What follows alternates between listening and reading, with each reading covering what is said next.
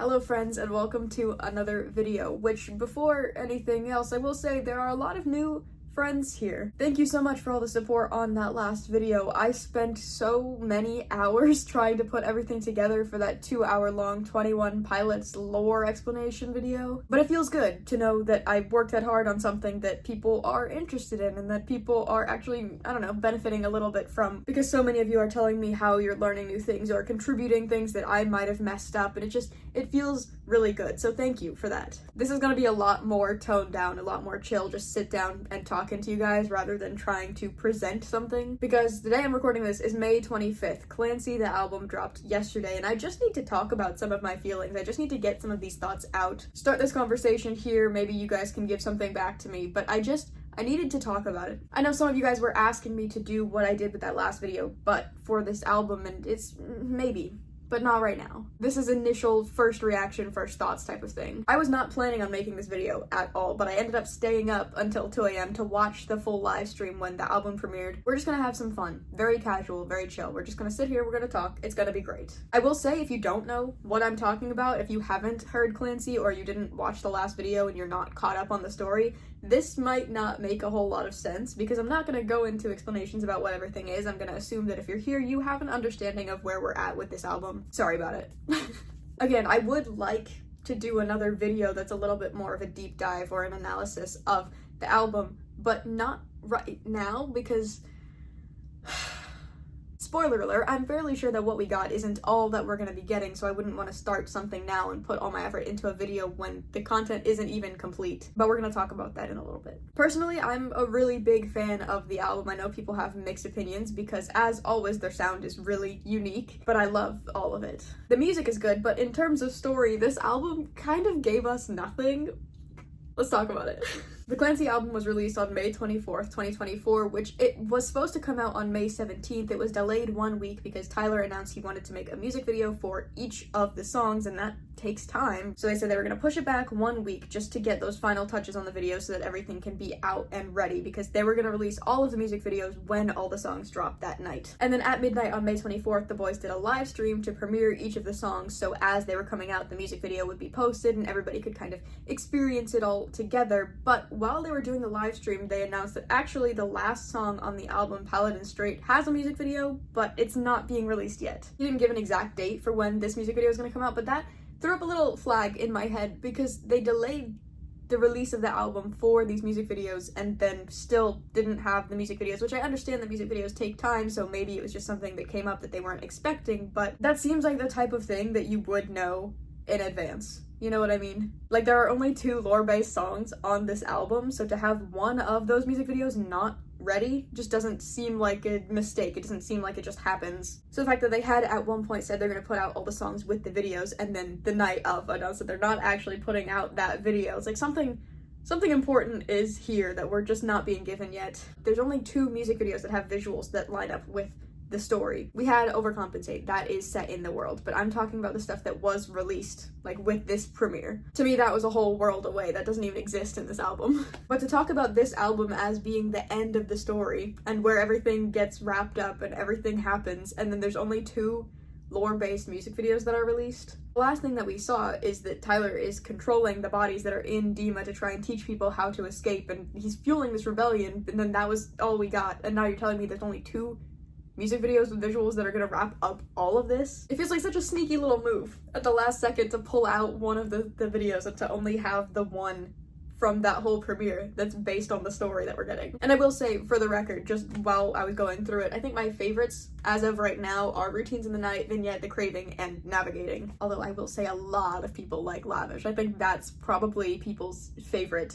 at least amongst the people that I surround myself with. Most of the music videos for this album are smaller productions. In the past, they've had pretty big setups and pretty big, I mean, everything, the designs, the costumes, the set, like, it's all been really big. And all of these music videos that we got, again, excluding the first 3 because those feel like a separate realm, out of all the videos that were premiered that night, none of them really seemed to have much of a story. They very much seemed like just the guys hanging out and like having an excuse to record and post that to go along with their songs. And yes, they did have vibes that went along with the music, and that's not to say that they're not good or that there wasn't effort put into them, but it's not the same level that we got with some of the other albums. I'm not trying to bash it, I don't think there's anything wrong with that, but it's, again, not what I was expecting. I was expecting an album that was gonna be so in-depth with the story and all of the visuals were gonna be there, and instead it feels like there was even less than before. But hey, let's give it a shot, right? Let's see what this album has for us. We already had 4 songs, 4 singles. We had Overcompensate, Next Semester, Backslide, and then The Craving, the single version. In the premiere, we got Jenna's version, which is the one that I prefer. But the singles that we got were still a lot about doubt, about anxiety, about feeling trapped in cycles. These are all things that we have seen throughout all of their music. The premiere started with the 4th song on the album, Midwest Indigo, which is a song about Ohio. Driving to school and barely being able to see out the window. Just that type of feeling and appreciating where they're from and all of that. And Tyler said he's excited to play the song live. I will say I'm not going to go into like a deep dive analysis of the lyrics or really the videos either. I'm kind of just going to be giving my initial thoughts. My brain is tired, so we're just going to go off of feelings. There are some people, like I said in the last video, that are doing really great analysis videos for each and every song that the band is putting out, so I will always be recommending those videos. Good Day Dima and Jail Anderson and Stolen Potential and all of those guys. The Routines in the Night video has a lot of little Easter eggs throughout it, like there are yellow flowers on the desk, there are the bishop robes hanging up in the closet, little stuff like that. Also in a lot of these videos, even when they're just hanging out in these different settings, they are still wearing the clothes from the story. Tyler's shirt has the violation code on it, which we also saw when he was doing those more intimate performances. He was wearing the same shirt. As for the lyrics, he says the line, "I'll keep my eyelids open no matter what," which ties in with the whole thing of taping your eyes so you don't fall asleep and all the hiatus. And I also really like the line, "So beautiful, the space in between," because it reminded me of Leave the City, which he had described as being a song about when you're in between 2 places and you have to get moving and all of that. So to now be talking about it as if that in-between place is beautiful, as if it's something to appreciate. Even if you do need to keep moving, you can still appreciate the beauty of that moment. I just love how those little themes tie through and they make everything feel that much more connected, even when the song itself isn't necessarily story-based. They're all experience-based. That's the thing that I noticed from this album, is that a lot of the past 2 albums have been very much story-based, very much talking directly in the world that we're set in, but this album feels more personal. I love that Vignette uses a flashlight to light the whole video. It's such a smart thing, even though it's so simple. And Tyler explained that there are a couple ways you can interpret this song, but for him it makes the most sense when it's talking about addiction, which he didn't go into further detail about that, and I don't feel like that's something that needs to be speculated about, but there you go. The Craving is his love song to Jenna. He has one on every single album, and there's 2 versions because he originally wrote it on ukulele, but then he wanted to try out a different sound, but the ukulele one, the original one, is kind of the sound that he wanted to be the official thing, so that's why that one's on the album and the other is just a single. Lavish is probably the most cool and the most fun, and also it looks like the one that took the most time to do, just because of everything that they're doing. They're bouncing around in front of all these different storefronts to get the different lyrics of the song. It's very fun. I don't want to say childish, but that's the feeling that they have, where it's just 2 best friends hanging out. And the song is pretty lighthearted too. It's just talking about flexing with all your big money. But Tyler explained in the live stream that this song is there to kind of break up the album, because they've never wanted to fit into a specific sound. They've always wanted to have the creativity and the ability to just expand. They don't want to be tied to a single genre or a single anything. So this song kind of stands out with the sound because it's giving them an opening to branch out into whatever else they want to do. There's not really anything new to say about these songs. It's very much just all continuing the themes that we've already seen and we've already heard, and there's nothing wrong with that. It just means that they're pretty true to what they believe. Like, there's not inconsistencies in what they're performing. They're still writing about the same ideals and everything like that, which is cool to see. And then we get Navigating, which is one of the 2 lore songs that premiered. The video starts off with where we left in Overcompensate, with Tyler and Josh pulling up out of the water, and there's fire. And when the camera turns around, we can see that there are 3 banditos waiting for Tyler and Josh. And most of the video is just them walking through fields of, like, dead grass. Again, I was a little bit underwhelmed. I was expecting this album to go back to the full world. I was expecting to see the city of Dima, or to see Trench, or to see any of these really big landscapes. And this video, like a lot of the other ones, kind of just felt like some guys hanging out. And also, none of the lyrics even directly mention banditos or Dima or bishops or any of the key words that we've become familiar with. Throughout the video, Tyler can be seen struggling. He kind of has a hard time keeping up, but Josh is always there to give him a hand, pull him up, keep him going. And the second time that happened in the video, I got the feeling that something was up with Josh. I was like, there's no reason why you need to show Josh pulling Tyler up twice in one video unless it's gonna go somewhere. somewhere, right? So imagine my face when Tyler and Josh walk into a clearing, and the whole time throughout this video, there's been another bandito walking with the CLANCY mask in hand, but you don't see who it is until they get to this clearing. Tyler and Josh walk out, the other bandito walks out, takes off his mask, and you see that that is Josh, the bandito, the torchbearer. Tyler looks beside him, and the Josh that has been with him is not there. Josh looks like how he did back in the start of Trench when he's with the banditos. So pretty much everything from Scaled and Icy, he just wasn't there. Like, he's still in this original form where we started all of this story. He was never there for all of this. And the immediate thought of myself and my friend and a lot of people in the comments of the live stream were saying, oh, it's the Forest Fic. All you need to know is that there was a fanfiction that went around quite a while ago at this point, but it still haunts us all to this day. It was a very sad fanfiction about Tyler and Josh being friends. They're in a treehouse, they're hanging out, they're best buddies, and then by the end of the story, Josh isn't real. He was not there. It's very sad. It ruined the song Forest for a lot of us, and the fact that now that's just official in the story, how dare they?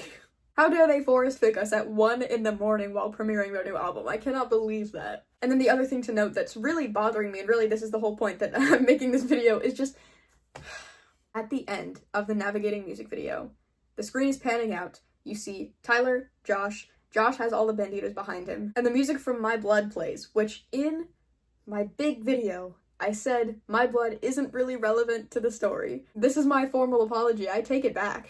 My Blood is exactly the lore. The video shows two guys hanging out and doing all this stuff, and one of them is protecting the other, and then at the end of the video, you see that the protector, the guy that's always been there, the guide, the one that the other person is looking up to, was never really there. It's the same exact thing that we're seeing now. Josh in the Trench album, in the Trench videos, was a real character that is a real physical person that is there, but when we start getting into Scaled and Icy, things start to get a little bit more messy and unclear. Like when I talked about how Josh is a significant character in the story because he was the leader of the banditos, that probably is still true. He's still a bandito. We still saw him when he was in this state, right? So we know that much. But really, that whole period where Clancy disappeared and then we see him in Dema being forced to write this show, being forced to perform in Scaled and Icy, the Saturday music video, the live stream, all of this stuff, that's where we start to lose Josh. Clancy is alone in all of that. Clancy was captured alone. Clancy was forced to write these songs alone. Josh is in the content, he's performing in the live stream, he's performing in the music videos, but he's never mentioned as part of the story. He's just kind of there. And I do think it's really funny to look back at and to see how I felt like I had to add that disclaimer about how Josh is relevant to the story and how I'm not trying to exclude him, but really, he wasn't that much a part of the story. He's not even there. I was so scared that I was missing something or that I was failing to mention him even when he's this primary character, but he's kind of not. He's still important, yes, but he wasn't even physically a character that's in any of this. I'm gonna link a Reddit thread in the description that had this theory a couple months ago. I think my only fear that's worse than this happening is if they took the Heathens video, put that into the lore, and then made it so that all of this, everything in Dema and everything with the rebellion, all of this with Clancy is just a dream from prison. I think that is my absolute worst fear. Anyways. In the Scaled and Icy live stream, we're only following Tyler. When we're sitting on the couch with the two hosts, Tyler is the one they're talking to. They even call out to Josh. They say, where is he? And then throughout the show, he's obviously at the different stages performing, but he's not running around with Tyler in between the sets. He's not really performing in the same way. He's just there. And also that Reddit thread points out how we only get 2 mentions of the torchbearer, which is Josh in this story. The first one is in that really long letter where it catches us up with everything, where it says, I need to keep up with the torchbearer. And then the other thing is, I hope they keep up with the torchbearer's plan, which was one of the next letters. He's not really talking about the torchbearer as another person that's being interacted with. It's kind of just this other. I don't know if that makes sense, but it does in my head. And it does to the people that posted it on the Reddit, so I don't know. Just read it. They make more sense than I do. The idea of Josh has been floating around for this whole time, but physically, we haven't seen that guy in years. It's all been in Clancy's head. He's just been alone this whole time, but still imagining this guide with him the whole time. And in terms of what this could mean in the real world, like what this symbolizes, it's pretty straightforward to think about the fact that Josh has always been there for Tyler, lifting him up, pushing him to keep growing and to keep going forward even when he's struggling. Like we saw in the My Blood music video, Tyler, or this character, or whatever it is always following this protective imaginary friend that's guiding them, which I saw some people talking about how that's a really great metaphor for mental health, because the whole time, even when you're doubting yourself, even when things are really hard, you're still able to get through, even when you don't think you can. But then that also brings the question of what happens next? What happens now that the torchbearer, the real one, is back in the story? He is physically back with Clancy. Is this the first time? I guess that the first time they've reunited since Clancy got captured, right? Because they did physically, in person, they did meet at one point, and then they were separated. So now they're coming back together, which still frustrated me because they made it seem like this album was going to be so lore heavy, but the only thing that we really get is the fact that Josh isn't really physically there throughout it all. And that's kind of it. The songs are still vague. They're not really specifically talking about anything, and even the visuals are lacking compared to what we've had from the other albums. The songs are very much talking about mental health and personal experiences, and they feel like a more intimate glimpse into his life, whereas a lot of Trench is directly talking about all of the stuff that we've been following. And there's nothing wrong with attacking the story in a different way, because at the end of the day, everything with Dima and the bishops and, you know, everything that we've been following is this big symbol for struggling with mental health and doubt. And you could say that they're taking a more literal approach and just going back to basics and talking about what this story is at its core, but it just seems so personal. But it feels like a really nice breath of fresh air, I will say, to be able to have these songs that just feel so real, being so upfront about the constant pressure and feeling like you have to keep moving even when everything is just so much all the time. In the live stream, Tyler explains that the torchbearer has an ability to guide, and he clears up that the Bandito torchbearer, the one that we see walking up, is the real one. Then we get Snapback, which is pretty similar in the lyrics to Backslide. They're both talking about falling back and feeling like you have to stay on track, losing progress, and trying to kind of do this uphill battle. I mean, he flat out says it's a backslide before the chorus. That's what I'm saying. Like, a lot of these songs feel very, very similar. They're all talking about pretty much the same exact feeling. Obviously, Overcompensate is talking about feeling inadequate and then trying to jump ahead of that, and next semester saying we'll try again. Backslide and Snap Back talking about how you're trying to do this uphill battle and you're trying to constantly fight stuff and you don't want to go back to a time before. Tyler explained that Oldie Station is kind of similar to Midwest Indigo, where Midwest Indigo is a song to or about Ohio, where they're from, and this song is kind of from him to his audience, letting us know where he's been and how he's gotten here. He said the fans deserve to know his journey. And him saying that kind of stood out to me because that's what this whole album feels like. It feels like an update on him as a person, letting us know where he is in his life. I mean, even referencing some more serious stuff like addiction with Vignette, or this next song, At the Risk of Feeling Dumb. There's just a lot of little things that feel very personal, and it feels like it's just, hey, here's where I've been, here's where I am now, but also maybe here's where we're going? That's my question. It's very much telling us how things are, but how are things going to be? At the Risk of Feeling Dumb is just a music video of them standing on rooftops and getting higher and higher and higher. He says, check on your friends every once in a while, even if they say, I don't want anyone, which again is kind of what I was saying about stuff that feels more personal. That feels like the type of line that comes with firsthand experience, you know? I don't know if that's just me or if I'm just reading into it too much, but that's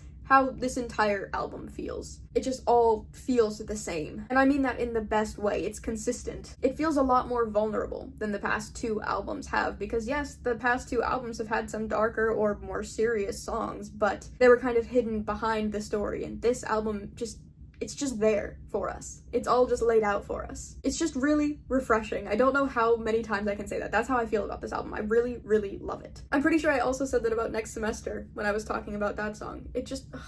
Paladin Strait, the final song on this album, does not have a music video out yet. We have a visual placeholder of Tyler playing ukulele, sitting on a cliff, staring out at the ocean. He sings he would swim the Paladin Strait to get a glimpse of you on the shoreline. He says he can't be sure he'll make it, he's past the point of no return, he's all in, he's surrounded. And this song interested me even before the album came out, just looking at the track list, because Paladin Strait is where they have to cross to get back from where they're at in the outside video. To get back from the island of Volsoy back to the mainland, they had to cross the Paladin Strait. So the fact that this album ends where that album also seemed to end, it felt like we're just not moving. And I was wondering to myself, I was like, I don't know if that means that we're gonna go back in time and try and piece together this story and we're gonna end it here again, or if that means maybe they're gonna go back there, or I don't know.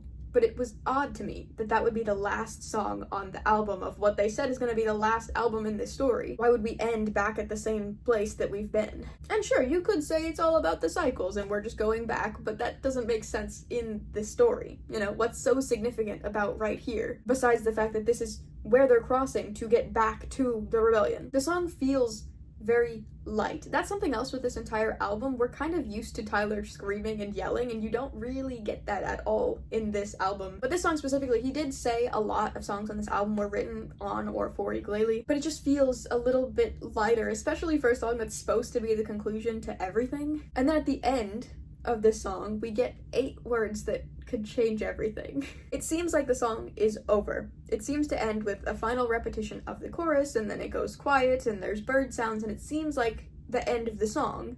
But there's still like a minute and a half left, and he comes back in on ukulele by himself, just singing. He says, "On the ground are banditos, fighting while I find Nico.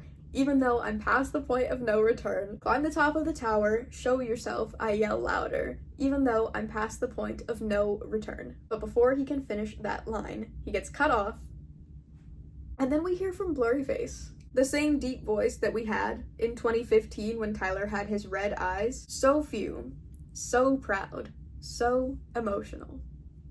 Hello, Clancy.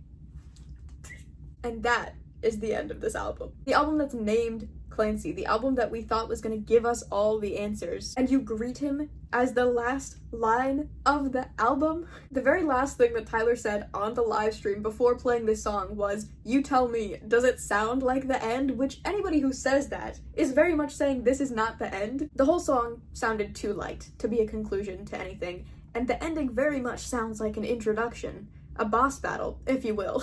Clancy versus Nico, this is what we've been waiting for. Clancy versus Blurryface, a decade in the making, and finally, hello, they're meeting, they're face to face. Some people said in the live stream that this is Nico capturing Clancy again, which is something that we've seen time and time again. That's this whole cycle. He's been trying to escape from Dima. Nico captures him and brings him back, but how boring would that be?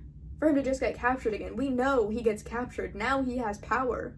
Now he can fight back. This is the introduction of some boss music. This is what plays before the most serious thing you've ever witnessed in your entire life. And the voice is so condescending about it. The few, the proud, and the emotional meant so much in the Blurryface album. And it's carried through in different ways, but to say it now, so few, so proud. I'm getting so worked up over this. As if that title is so insignificant, as if it's such a bad thing to be so emotional. This song feels like the calm before the storm, rather than the resolution to everything. But if this isn't the end of the story, what's next? They made it seem like this is going to be the album, and after that the story is finished, so what now? Obviously we have the Paladin Strait music video, which is set to come out in early June, but I really find it incredibly difficult to believe that that video, just the visuals, are going to give us the end of this story. The song itself doesn't tell enough of the story for this to all be over. And I will say there's a very, very tiny little part of me that's wondering if maybe that is the actual end, because Tyler sings so much about living up to expectations and how everything is so difficult and all this pressure and making mistakes and not being able to hold up your promises. So what if after this whole process, all these years of creating this world, maybe they just scrap the whole thing and they're like, well, this is it, and we're gonna disappoint people and we're not gonna live up to what this story built itself up to be, but that's just it, and they just throw it out and that's all. And there's a teeny little part of me that's thinking that's how it's gonna be and this is just the end of it and we're gonna have to suck it up and deal with it. But the other part of me is choosing to remain hopeful and to look out for new content, because it just doesn't